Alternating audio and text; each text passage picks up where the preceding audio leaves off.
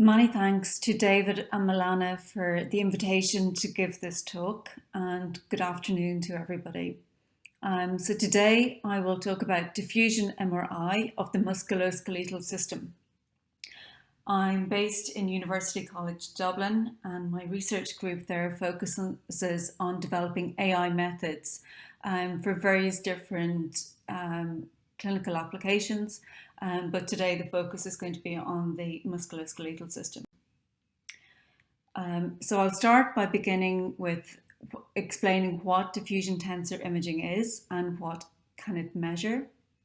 I'll then talk about some recent applications and some of the first applications of DTI applied to musculoskeletal analysis.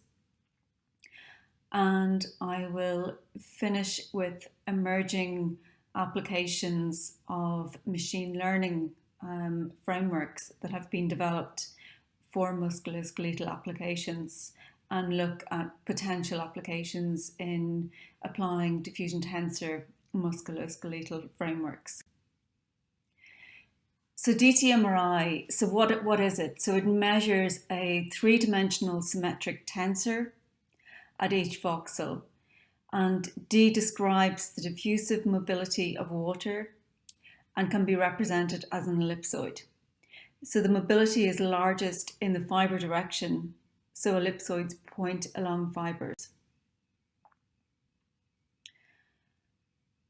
So the next thing I'd like to explain is diffusion tensor MRI tractography. So this quantifies the diffusion anisotropy and estimates fiber directions for tracking. So if we have a look at this schematic here, we have conventional, what look like conventional MRI images of the brain, and we have a region of interest highlighting the corpus callosum, which is a white matter structure in the brain. And we can see that this schematic representation of diffusion MRI in the brain, where we're estimating the fiber directions, so these are the black lines in the figure. And then we can also look at different other representations for the diffusion tensor when it's not as simple as a Gaussian distribution. So in the image on the right, we can see where we have a graphical or bow tie representation instead of the simple ellipsoids on the left. So this is representing the cone of uncertainty. So it's possible to trace pathways through this data using algorithms collectively known as MR Tractography. And these pathways represent possible connections from one point to another, for example, in the brain. So it's an MRI technology that's traditionally been applied to the problem of understanding white matter structure. It measures how water diffuses within biological tissue. So this allows us to find places in the brain or in other tissues where water diffuses faster in some direction than in others. It is widely believed that water diffuses faster along the length of a neuron than across its boundary. So this implies that direction of greatest diffusion aligns with the local orientation of nerve fiber bundles. It has the potential to offer insight into white matter pathways or other structures, and has more recently been applied in cardiology and musculoskeletal imaging.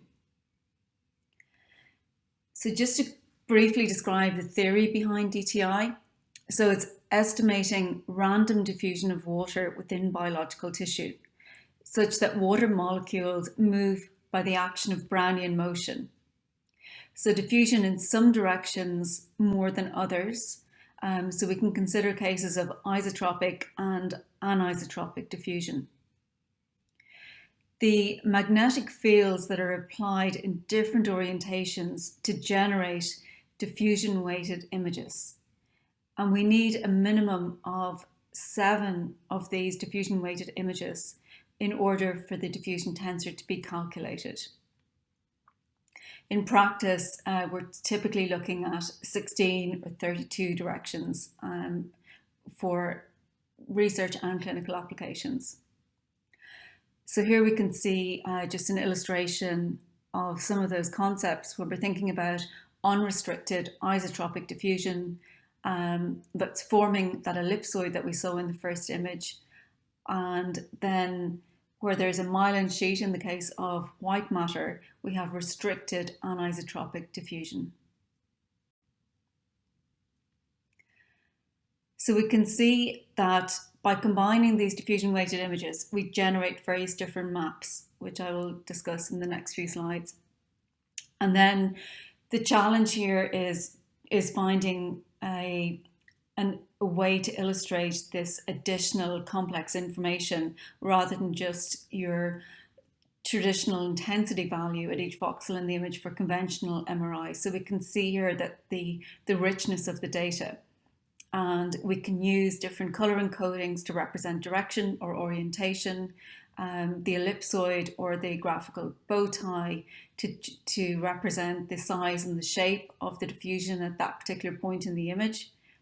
And we can see then that we can infer microstructure in the image via modeling with certain assumptions to look at that tissue microstructure that's only other possible with a biopsy. So just to summarize, so diffusion-weighted MRI, so we're measuring a water molecule displacement along a chosen direction, providing an indirect estimate of white matter anatomy. So we can see here that the fractional anisotropy is a measure of how oriented water diffusion is in a 2.5 millimeter cubed space, which is the typical size of the voxel for this type of imaging. And it's intended to describe the likelihood of a voxel being white matter or the tissue that we're trying to measure. It ranges from 0 to 1, where 0 is representing water freely diffusing in all directions, indicating, for example, in cerebrospinal fluid, and 1 where water diffusion is oriented in a single plane, indicating white matter. So diffusion MRI measures diffusion of mainly water molecules. So we've got isotropic medium where molecules move with this Brownian motion. And in biological tissues, diffusion is often anisotropic. So in white matter, we can explore local structure. So the insulating myelin sheath, low probability to cross into the axon. If we have a dense axon bundles exhibiting strongly directional local structure, the diffusion along fiber bundle is the main diffusion direction. So we can see here in the case of, we start with free diffusion, we have isotropic diffusion where there's a probability distribution. Then we can also consider restricted diffusion and anisotropic diffusion. So again, looking at that probability distribution. So in other words, diffusion-weighted imaging indirectly senses the structure of the tissue by measuring water molecule displacement along a chosen direction. So we can see here a diffusion coefficient in the y direction, for example. And if the tissue structures are oriented, the path of the water molecule and the measured diffusion coefficients will reflect this. So we can see here the diffusion coefficient in the x direction and in the y direction.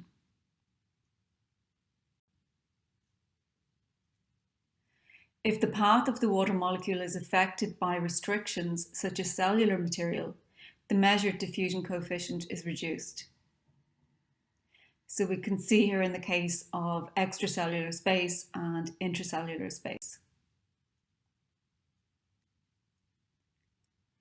The motion of water within tissue is extremely sensitive to the microscopic architecture and the integrity of the tissue. So assuming the number of particles is sufficiently large and that they are free to diffuse, then the square displacement takes on a Gaussian form. Water molecules will have displaced on average 25 micrometers in all directions. Where the diffusion coefficient of water at 37 degrees Celsius, then water molecules will have displaced on average 25 micrometers in all directions. So there are lots of ways that we can represent this type of data. This is a book that's been written published in 2016, and in this chapter we looked at different ways to measure or quantify metrics from diffusion tensor data. And we can see here the various different representations, from the principal direction maps with the color encodings for orientation to ellipsoid and other ways to represent data and to look at the metrics. So this is a schematic illustration of the relationship between the mathematical diffusion tensor and its ellipsoid representation. So we can see here that we can decompose the tensor into eigenvectors and eigenvalues, and this provides the information on the orientation and the amount of diffusion respectively. So what measurements can we look at? Let's now look at a few applications that have been applied in muscle. So this was some early research that was done by a group in Eindhoven, and where they looked at diffusion tensor MRI revealing the complex muscle architecture of the human forearm. So we can see here that the quantitative MRI technique to quantify the water diffusion within a muscle. So the DTI derived parameters, for example, the eigenvalues of lambda 1 to 3, the FA and the mean diffusivity are sensitive to the changes in the tissue microstructure. And we can see here by comparison to the cadaveric sections that the tractography data that's generated is very similar. So here's a close-up of the fiber tractography of all human forearm muscles next to the textbook anatomical illustrations. So the black dashed lines indicate the border between two neighbouring fibre clusters based on the receding regions of interest. We can see here the fibre tractography of the FCU and the dashed white line contours of the FCU. So again, we can see the microstructure of this tissue. So similarly then, so here's another example of a more recent paper, and here we're looking at the diffusion MRI of the hamstring muscle injury, so looking at the lower limb. And again, we can calculate the eigenvalues, lambda 1 to 3. We can also look at the mean diffusivity and the fractional anisotropy. Additionally here, they've calculated maps that show also the L1, 2 and 3, the mean diffusivity FA, but also the architecture parameters, such as the fibre length on the top right, the pennation angle, and the muscle fibre tract density, that are related to muscle fibre tractography results represented in all three dimensions. So we can also look at diffusion MRI tractography in muscle injury. So we can see that changes of diffusion properties associated with specific pathological conditions. So typically skeletal muscles are highly ordered when healthy and disordered when injured or damaged. So it's reported that an injury such as a muscle tear modifies muscle microstructure integrity, and this can lead to substantial alterations in the diffusion characteristics. So here we have an anatomical illustration of the lower limb of interest. We have a DTI axial slice with representative regions of interest of the gastrocnemius and the soleus muscle groups. We then have DTI tractography of the two muscle fibres encoded with mean diffusivity. This is a clinically diagnosed grade 2 tear, highlighted in red. So DTI tractography of the soleus muscle sampling the injured region and the non-injured region encoded with mean diffusivity. Here's an example of some other work that we did in my group, where we looked at surface EMG modelling. This was a collaboration with engineering, and we were looking at the first dorsal interosseous muscle, which is a muscle in the hand that's used during flexion and abduction. And this was based on DTI. So we can see here the anatomical illustration of the hand region of interest and the generated tracks of the first dorsal interosseous muscle and the other muscle fiber bundles of the hand. We can then calculate the DTI metrics for the muscle. And here we calculated the FA, the mean diffusivity, the axial and the radial diffusivity. So we can see here for this experiment that we've looked at the muscle at rest, but we also developed a rig that was compatible to insert in the MRI scanner. And we asked the participants to perform index abduction and index flexion. So we can quite clearly see how the muscle changes at a microstructural level.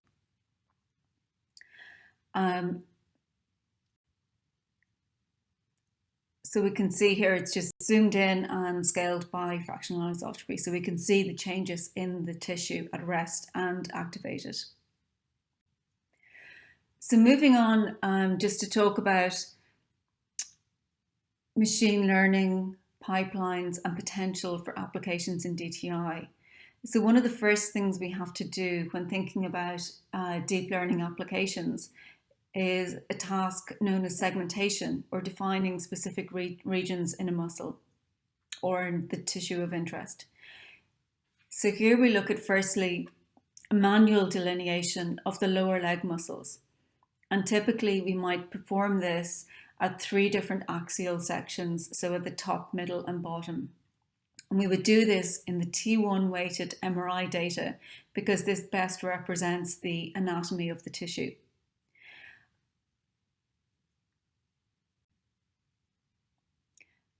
So there are various different approaches to segmentation.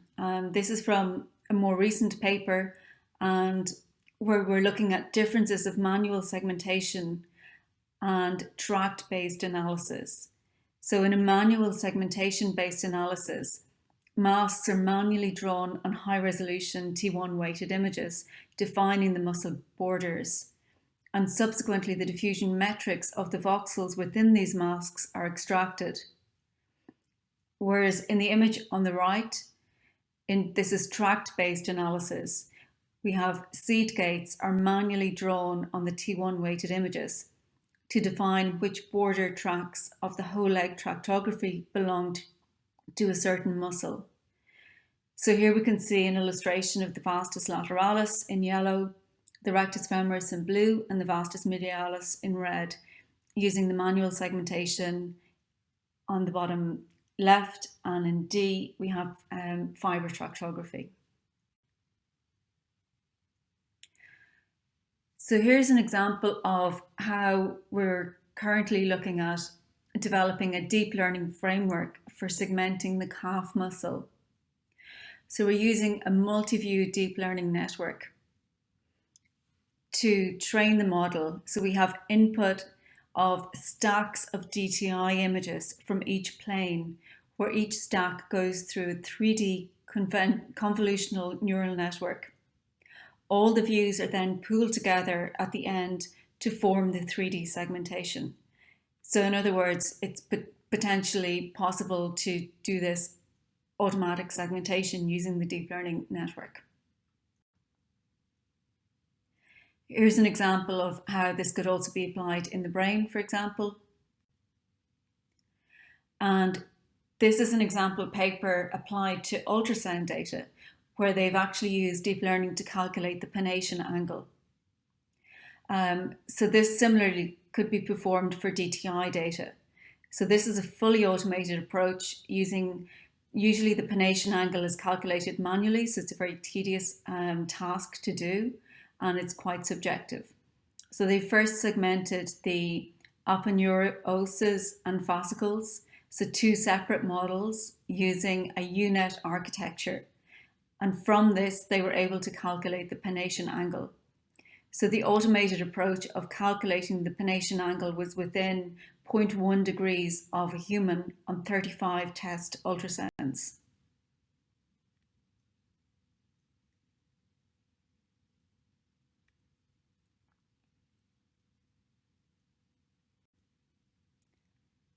Okay, and I'd like to thank you for your attention. And I'd like to acknowledge my colleagues, Niall Colgan, Niamh Belton, and Adil Dallin for input and the contents of this presentation. Many thanks for your attention.